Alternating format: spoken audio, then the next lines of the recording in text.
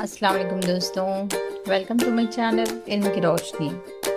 तो इस वीडियो में हम देखेंगे हम कसरों का इख्तिसार यानी सिंप्लीफिकेशन ऑफ फ्रैक्शंस के बारे में जानेंगे। तो इम्पॉर्टेंट जो है बच्चे हम मसावी कसरें और कसरों को मुख्तसर किस तरह से किया जाता है इसमें थोड़ा कंफ्यूजन कर लेते हैं।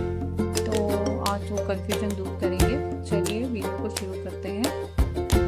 हम मसावी कसरों में हम जो है कसरों को ज़रब देते हैं और जो कसरों का इख्तिसार है इनमें हम जो है तक़सीम करेंगे। जैसे कि एक मिसाल लेते हैं 36/42। इसको हम जो है एक ही पहाड़े में एक ही टेबल में दोनों को तक़सीम करेंगे। इस तरह का एक कोई पहाड़ा लेंगे तो ये दोनों 6 के पहाड़े में तक़सीम होंगे।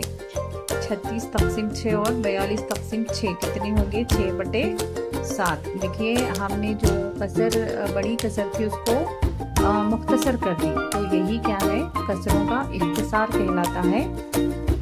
यानी कसर को मुख्तसर तरीन हालत में लाना कसर का इख्तिसार कहलाता है। कसर को मुख्तसर तरीन हालत में लाने के लिए कसर की शुमारी कुनंदा और नसब नुमा को मसावी अदद से तक़सीम करते जाएं जब तक कि वो उसकी मुख्तसर तरीन हालत हासिल नहीं होती।